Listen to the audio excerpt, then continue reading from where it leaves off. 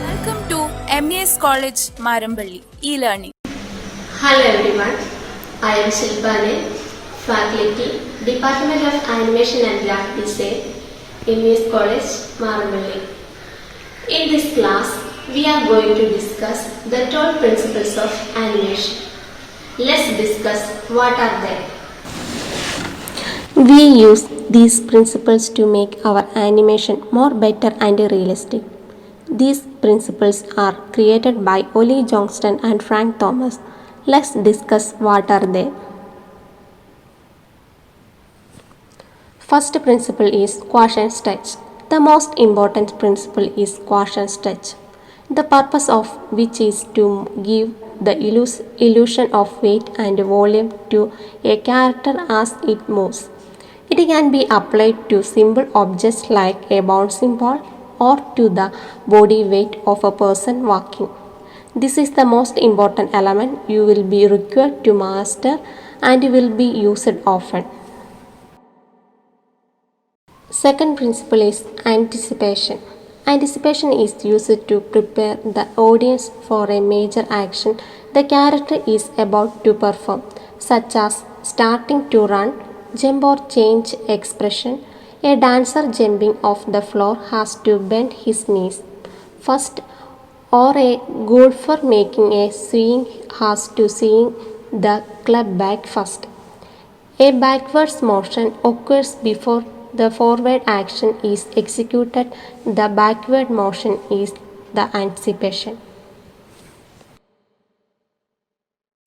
Third principle is staging. Staging directs the audience attention and make it clear what is of greatest importance in a scene, what is happening and what is about to happen.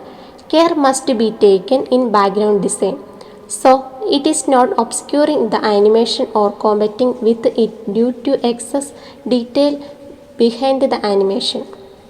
Background and animation should work together as a pictorial unit in a scene.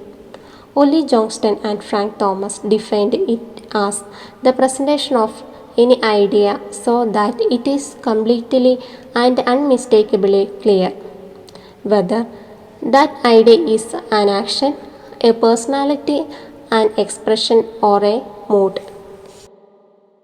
Fourth principle is straight ahead pose to pose.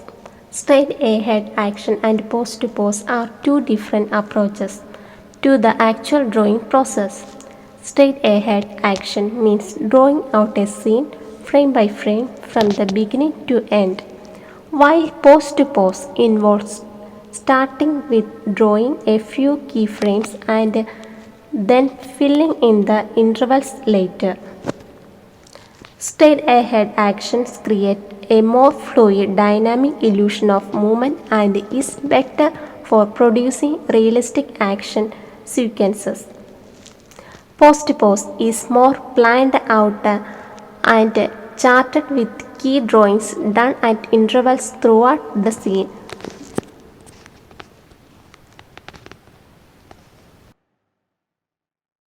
Fifth principle is follow through and overlapping action. Follow through and overlapping action are closely related techniques that help render movement more realistic and give the impression that characters follow the laws of physics.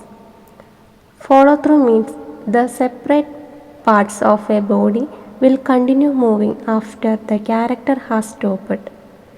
Overlapping action is the tendency of parts of the body to move at different rates, like an arm will move on different timing of the head and so on. Sixth principle is slow in and slow out. The movement of the human body and most other objects needs time to accelerate and slow down. As action starts, we have more drawings near the starting pose, one or two in the middle, and more drawings near the next pose. Fewer drawings make the action faster, and more drawings make the action slower. Slow in and slow out soften the action, making it more lifelike. Example: when a car starts moving, it starts slowly and gradually accelerates, and the reverse happens when it is stopping. Sixth principle is arcs. Most human and animal actions occur along an arced trajectory, and animation should reproduce these movements for greater realism. This can apply to a limb moving by rotating a joint or a thrown object moving along a parabolic trajectory. The expression is mechanical movement, which typically moves in a straight lines. Eighth principle is secondary action. Adding secondary actions to the main action gives a scene more life and can help to support the main action. A person walking can simultaneously swing his arms or keep them in his pockets. Example: a character is angrily walking toward another character. The walk is forceful, aggressive, and forward leaning. The leg action is just short of a stomping walk. Think of the walk as the primary action and arm swings, head bounce, and all other actions of the body as secondary or supporting action. Ninth principle is timing. Timing in reality refers to different concepts: physical timing and theatrical timing. It is essential both to the physical realism as well as to the storytelling of the animation that the timing is right. On a purely physical level, correct timing makes object appear to obey to the laws of physics. Theatrical timing is of a less technical nature and is developed mostly through experience. It can be pure comic timing, or it can be used to convey deep emotions. 10th principle is exaggeration. Exaggeration is an effect especially useful for animation, as perfect imitation of reality can look static and dull in cartoons. The level of exaggeration depends on whether one seeks realism or a particular style, like a caricature or the style of an artist. The classical definition of exaggeration employed by Disney was to remain true to reality, just presenting it in a wilder, more extreme form. 11th principle is solid drawing. Solid drawing really means that the same principles apply to an animator as to an academic artist.